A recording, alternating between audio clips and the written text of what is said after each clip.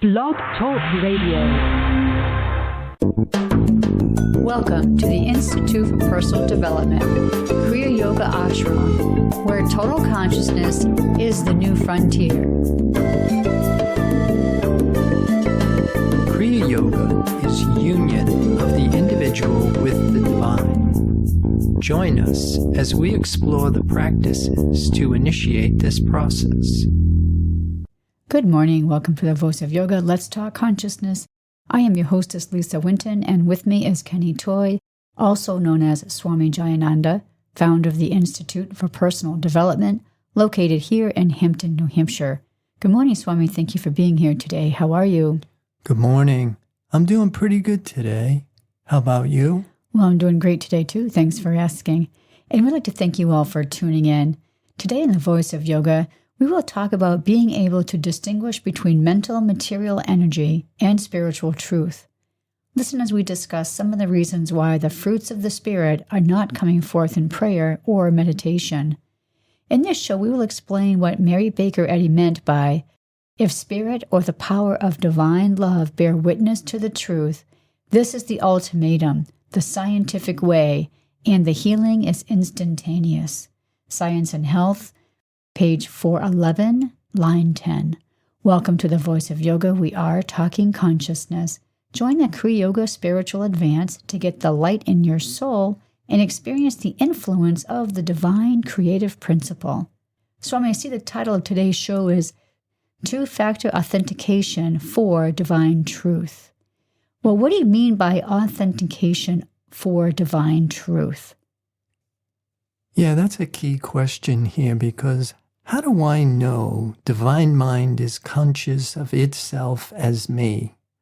And the two-factor authentication is we become conscious of divine omnipresence, and then divine mind acknowledges itself. One of the biggest obstructions to being able to bring forth the divine image is trying to do it with the mind that can't bring forth the divine image.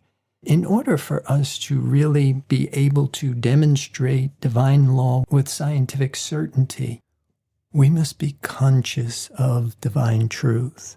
Now, what we have learned is being conscious of divine truth is not the same as thinking about divine truth. In order for us to be conscious of divine truth, we actually have to be in the mind that is conscious of itself as you. We must be in divine mind, or as the Bible called it, the mind of Christ. We graduate from thinking with our 5 material senses, and by stopping thinking, in silence and in stillness, we activate our 7 spiritual senses. But how do I know that I'm doing this? Because in 1 John 4, I'll read it, 1, Beloved, believe not every spirit, but try the spirits whether they are of God, because many false prophets are gone out into the world. End of quote. This is the experience of oneness. And this experience of oneness is achieved, and divine mind takes over the scientific government of the personal sense of self and expresses the beauty of holiness and the perfection of being. The divine mind is too pure to behold iniquity. That's why this idea of the fruits of the Spirit become your litmus test. Well, when we talk about the divine mind, we know that means God. And so the question, divine mind is conscious of itself as me, we're saying or asking, God, is he conscious of himself as me? A lot of people would say, well, of course he is, because God created everything. So how would you respond to that? Yeah, this is what we're talking about in this show, about being able to know God aright.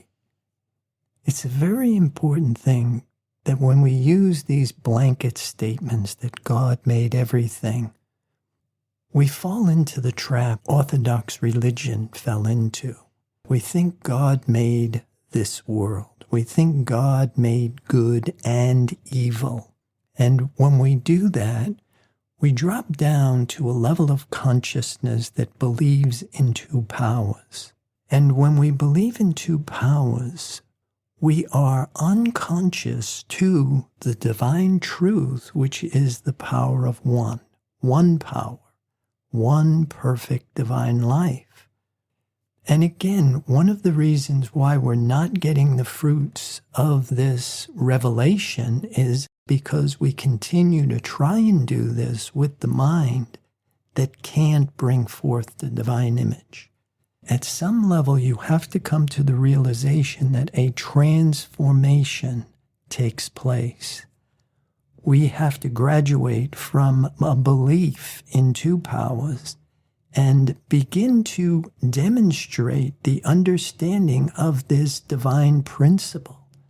Spirit is a law. Spirit is a demonstrable principle, but we must be conscious of it in order to activate it in our experience, because consciousness is experience.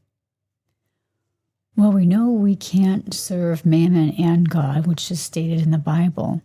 And you said about being conscious of the divine omnipresent is very different than thinking about the divine omnipresent. So how do we begin?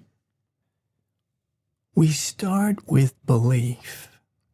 When we believe in this divine creation, because the mental, material, false sense of life is driven by belief, you're then on a level playing field.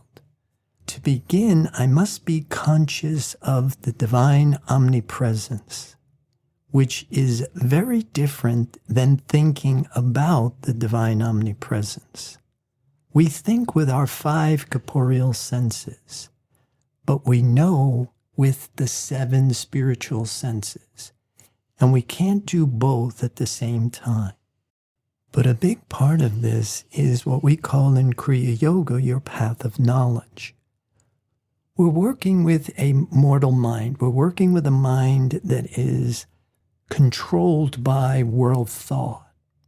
But we must begin to educate this mind up to spiritual apprehension. The idea is you start to fill your thought with these divine ideas, which are buoyant. They begin to lift awareness above material sense.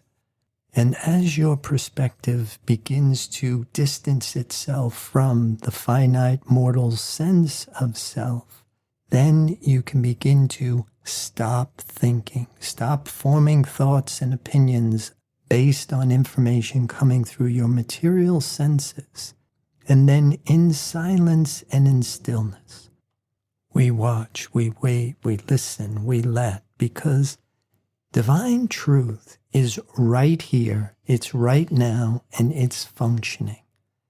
And the only reason why we are not conscious of it is because our vision is completely blocked by our thoughts and images. And so by stopping thinking and resting in this silence and stillness, we create the counterpart. We create a hospitable environment for this divine mind to reveal itself to us. The language of spirit is silence. The activity of spirit is stillness. And the physics of spirituality is like attracts like. So in our silence and in our stillness, we wait for this authentication. We wait for the recognition of divine mind knowing itself as you. Well, I see that we have something from Herb Fitch, and this is from his works, Realization of Oneness. And I thought maybe this would be a good time for you to read that to us. Yeah, this is from class 15A. I'll read it. I want to recommend that even if you fumble and stumble, that you take the meditation out of this world into consideration several days. Being out of world, out of form, in your consciousness until you can feel what Joel calls the click. Don't try to memorize anything. Just do it spontaneously until you get the click. The click will be the inner peace which says, I've come to a different place in consciousness. I'm out of the flow of the world mind. I can relax here knowing the presence is all that is here. I'm under divine law. I'm divinely governed right here. All that is here is divine. All that is undivine is no longer acceptable. And then we rest, finding we have reached a new plateau of consciousness. End of quote. Yeah, and for me, this is when we graduate from living out from our material senses under the law of karma with a belief in matter into spiritual identity, where we now have a belief in the one power, that life is absolute goodness, eternal life, perfect. So let's follow up with a soundbite that we have here from Herb Fitch. This is also from Realization of Oneness, Class 12A. Yeah, and if anybody's interested in these sound bites or even the entire audio file or the complete program, you can get this at mysticalprinciples.com, and I'll play it. Now as you hold I in the midst of you, in the midst of your neighbor as God, if you were to go and seek something from your neighbor now, or want something, or need something, what you would be saying is that I in the midst of you is not omnipotent, is not omniscient, is not omnipresent, and that because I in the midst of you cannot do what you would like it to do, you are seeking and striving to attain things, and you are denying that I in the midst of you and the Father are one. You're going to hear much about that statement for the next 20 years, for the simple reason that it is the key to the kingdom. When you know that I in the midst of you is selfhood, that I and the Father are one, when you understand it, when you accept it, when you live by it, you will see why an image in thought is a denial of that statement. Is not the Father all power, all presence, all intelligence? Is not the Father the only substance? And if the Father is I in the midst of you, what is there for you to do? But be still, and let the light of the Father form itself as your living experience. You rest as the sun, quietly, shining, and you let the Father shine through you. That's all you do. Of your own human self, you do nothing because you learn there is no human self there.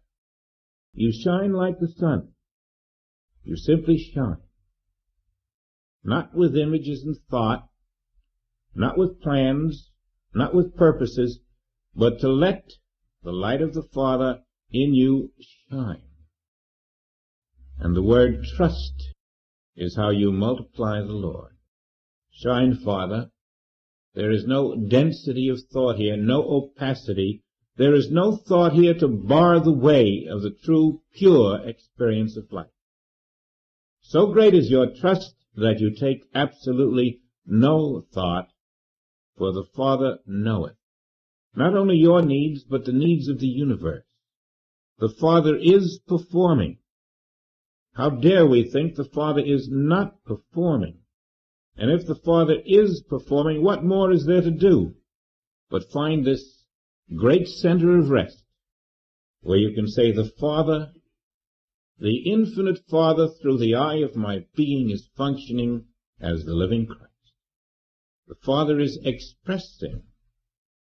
The Father is outpouring love everywhere. Right now, nothing can stop it. We can only keep ourselves out of the experience of it by images and thought. When you are pure in thought, pure at heart, completely open, accepting, knowing, believing, The infinite sun is shining through you as the experience of God, living its life as you. Well, I think what he gave us here really can help us try and grasp that first question. How do I know divine mind is conscious of itself as me? And the more I drill down with this, the more that you start to see, you know this to be true when there is no me, when you are completely out of this personal sense of self. We're going to pause right here to hear a word from our sponsor. So listeners, we'll be back with you in just a few moments. Kriya Yoga Asana class is a module fitting into the master plan, leading the practitioner to the experience of total consciousness by attuning the mind-body complex to the divine idea.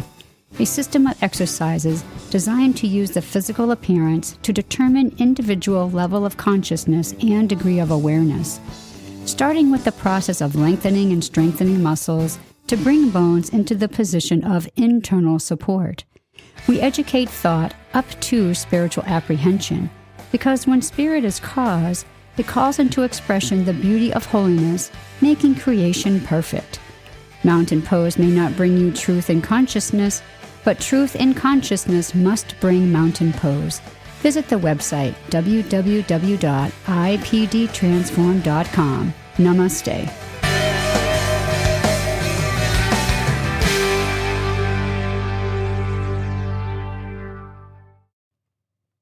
Welcome back. For those of you just joining us, you're listening to The Voice of Yoga, and we are talking consciousness. So now let's get back to this two-factor authentication. This time, let's talk about how it relates with Christian Science.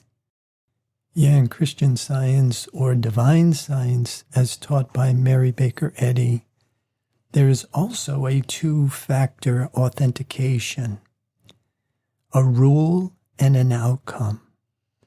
The rule is God is all, and the outcome is all is good. To begin to understand how this works, we have the first clue in what is called prayer in Christian Science, or meditation in Kriya Yoga. And I have something here from Helen Wright, who wrote a book titled Humanity's Divinity, and in it she said, and I'll read it, "We must continue the struggle with unceasing prayer. Not the old orthodox or childhood prayer, now I lay me down to sleep and pray the Lord my soul to keep, but rather the habitual fervent desire to do the will of infinite good.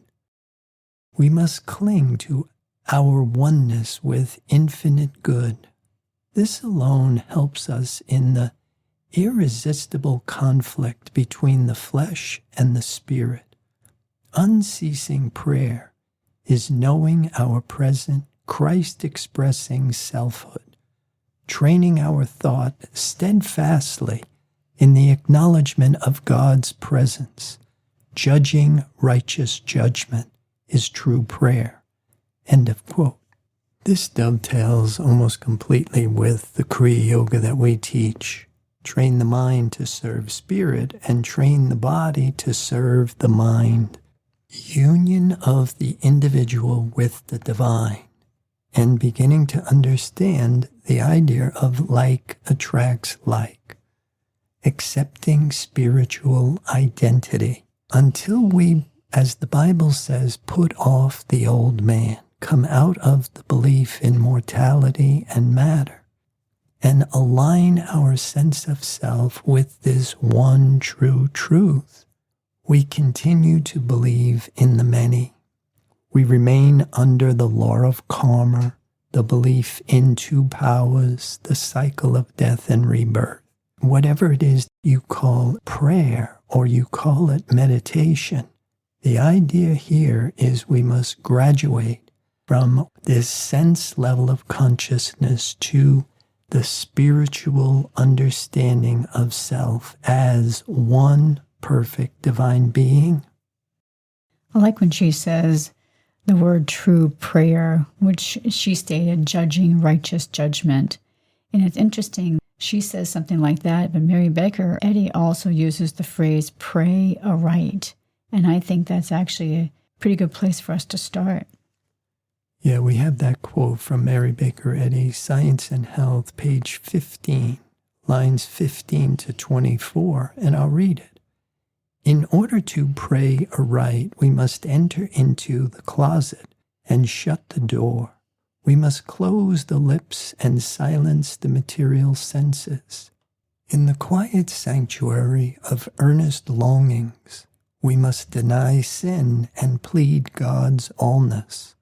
We must resolve to take up the cross and go forth with honest hearts to work and watch for wisdom, truth, and love.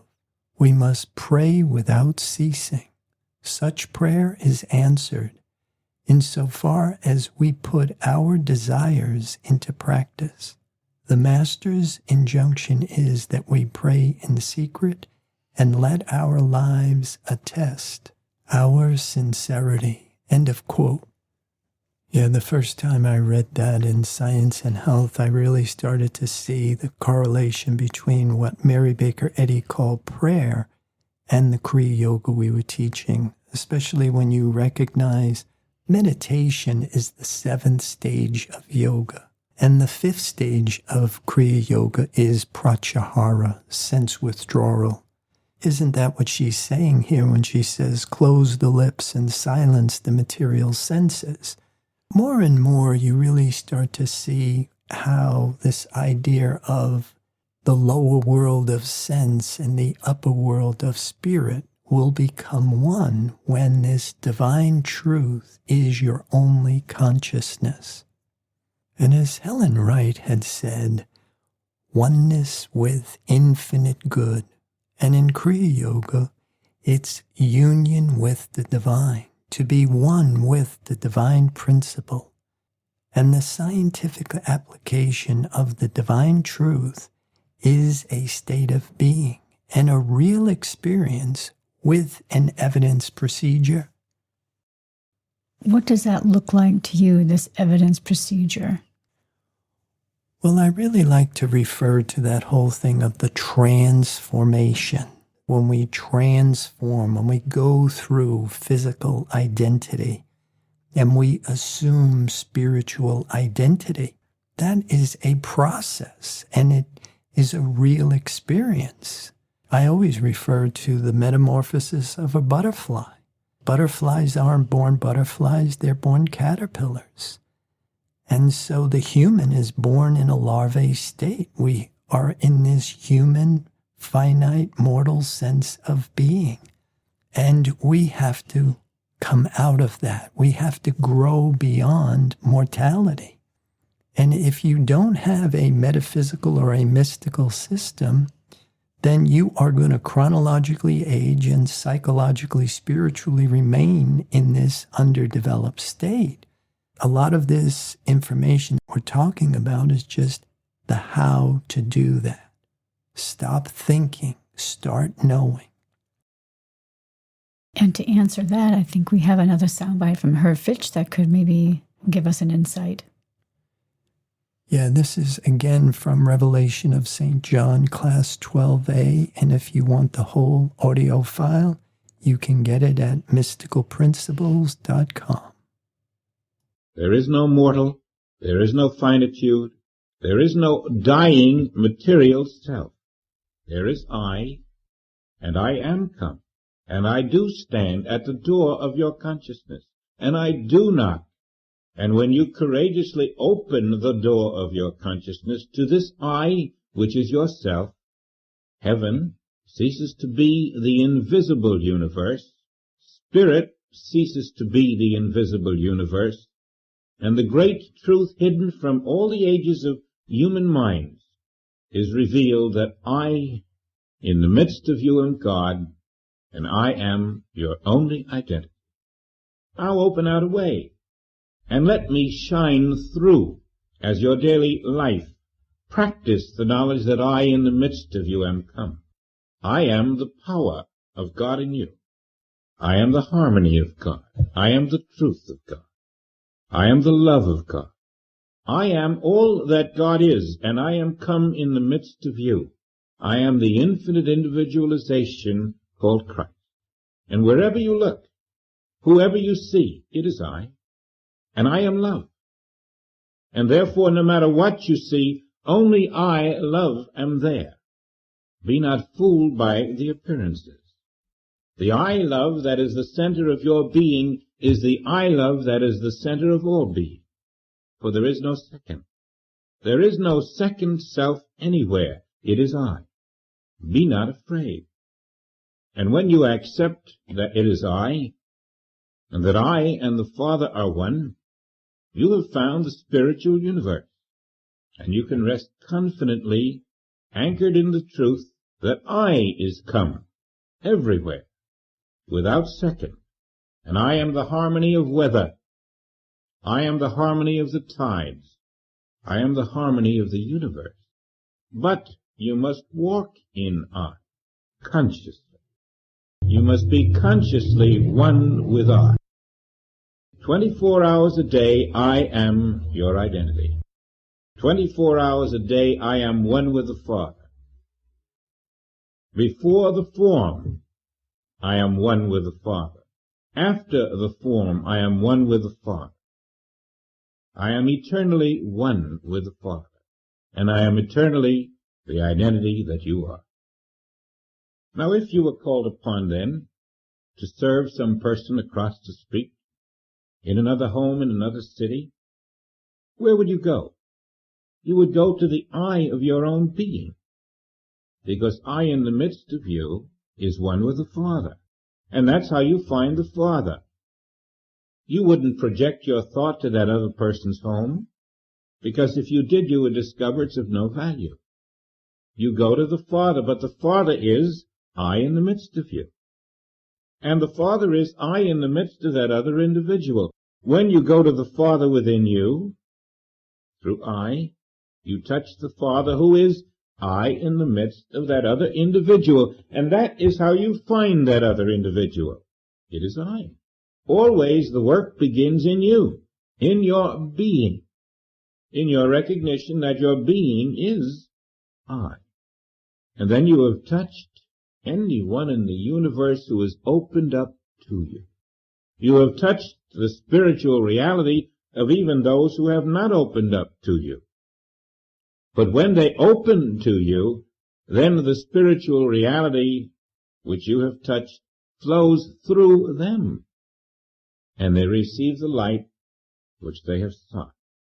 Now that should become very clear to us that our harmony, our expression of divinity on earth, depends completely on living in the I of our own being, knowing that I is the same I that is in all and is one with the Father, so that we are not only connected to the infinite, but to every individual, whether or not that individual is knowingly aware of the truth.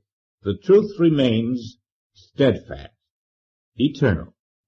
Yeah, and I think Mary Baker Eddy says almost the same thing when she wrote, and I'll read it. You render the divine law of healing obscure and void when you weigh the human in the scale with the divine, or limit in any direction of thought the omnipresence and omnipotence of God. That's from Science and Health, page 445, 15 to 18. Yeah, more and more you start to see that there really isn't that much value in trying, striving, struggling, seeking, planning, or even asking. The whole secret here is be still and know that I am God. It is that time to end our program for today. Listeners, be sure to visit the website, www.ipdtransform.com. On the homepage, you see the fading banner, Blog Talk Radio. Click it, directs you to its catalog page. Click the Products tab at Online Classes, directs you to all the classes that Swami has available. Any final thoughts about today's show?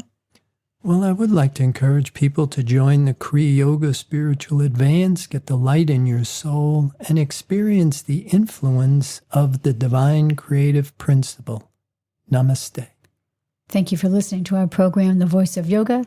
This is Lisa Winton, along with Swami Jayananda, signing off. Have a wonderful Kriya Yoga kind of day. Namaste.